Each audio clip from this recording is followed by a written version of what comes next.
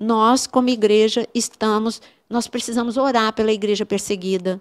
Então, para a gente não precisar falar nome de países aqui, vai lá na missão Portas Abertas. É a melhor estatística que você tem, super, hiper confiável.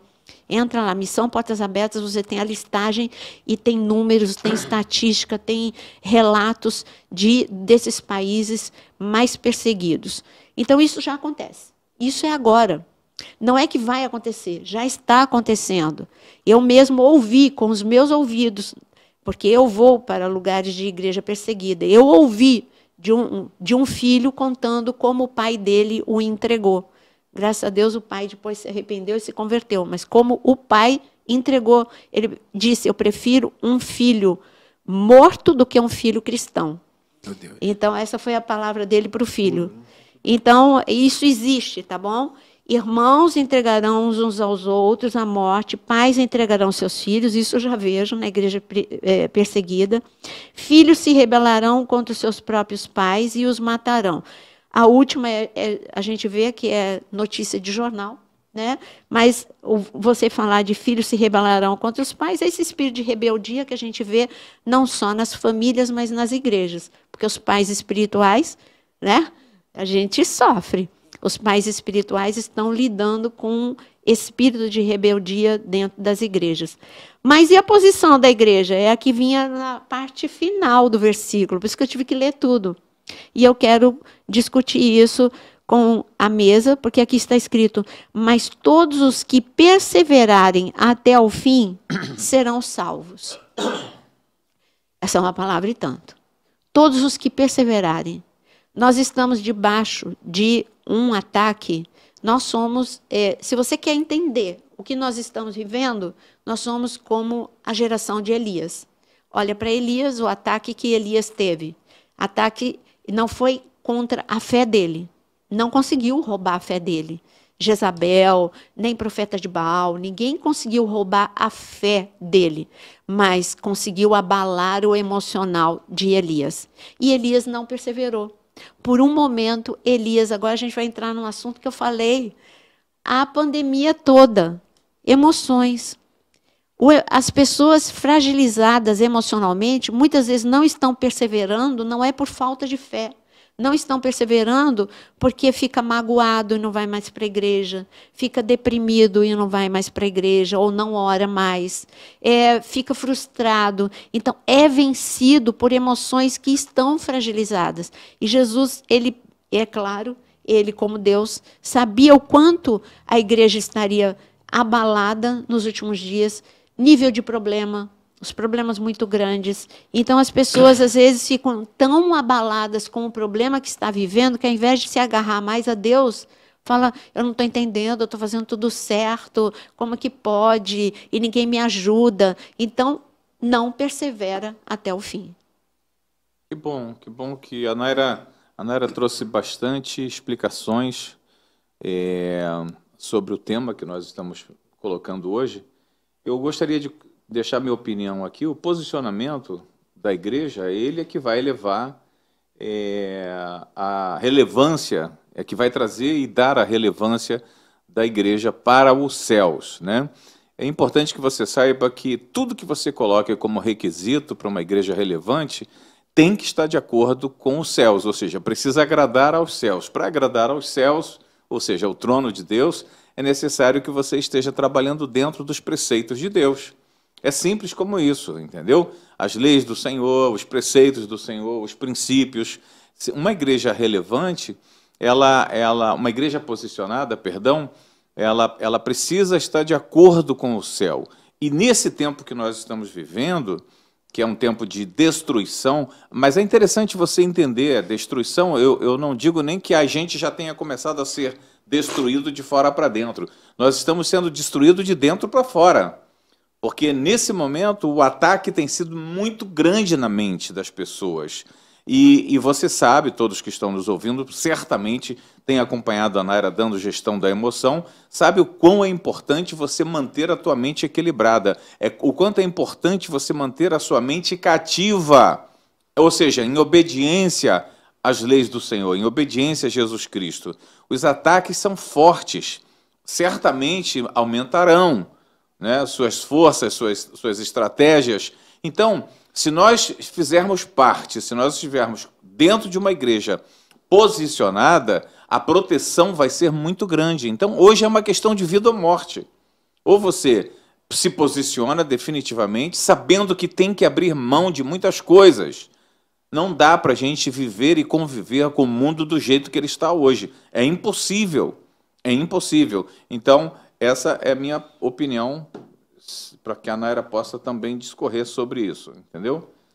Então, e falando disso, exatamente, perseverar, é você entender uma coisa, queridos. Perseverar dentro daquilo que o Jonas falou, é você permanecer na sua igreja a despeito de. Você não vai encontrar um lugar perfeito. Deixa eu complementar uma coisinha. Não invente a roda, não tente inventar a roda, entendeu? O evangelho está estabelecido desde 2000 anos atrás. Então, não tente inventar a roda. E se tiver alguém do teu lado inventando coisas, foge deles, porque isso vai te levar à distração, entendeu? Não tem que inventar nada, é só seguir o evangelho, aquela coisa simples que o Senhor Jesus deixou para nós. Só o pastor Jonas levantou uma coisa muito, muito interessante, né? Que essa coisa de inventar. A invenção, estávamos falando sobre isso antes, né? A invenção gera a moda, o modismo. Sim, modismo e o modismo passa. O modismo passa, é simples assim. Sim. Aquilo que está estabelecido pelo Senhor é o que vigora há mais de 2000 anos e não vai mudar. A senhora começou falando sobre isso. Aquilo que é modismo, aquilo que é invencionice da cabeça do homem, leva a humanismo, leva a um caminho que a gente sabe aonde chega, e leva aquelas igrejas que disparam, vira aquela coisa, aquele fenômeno de audiência, e daqui a pouco ela desaparece. Pois é, eu gostei de ouvir um grande mestre que eu admiro, Hernandes Dias Lopes, falando a mesma coisa. Ele falou assim, o púlpito está cheio de humanismo. Eu falei, gente, ele falou a mesma coisa que a gente. Então, os verdadeiros mestres estão falando a mesma coisa. Mesmo sem se conhecer, mesmo sem se ouvirem.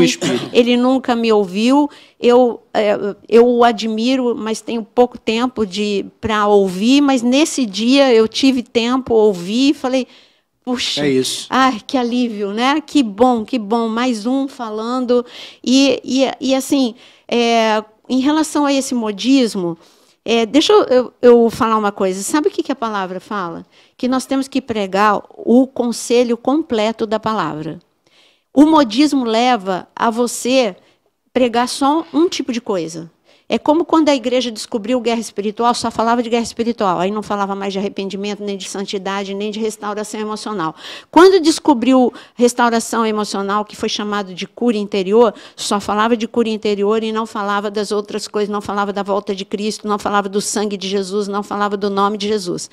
Ultimamente, nos últimos anos, começou algumas coisas tipo assim, só fala de paternidade. Ótimo que descobriu, mas já a paternidade sempre esteve ali na Bíblia. Ela tem que ser pregada, mas não com esse descontrole de só paternidade.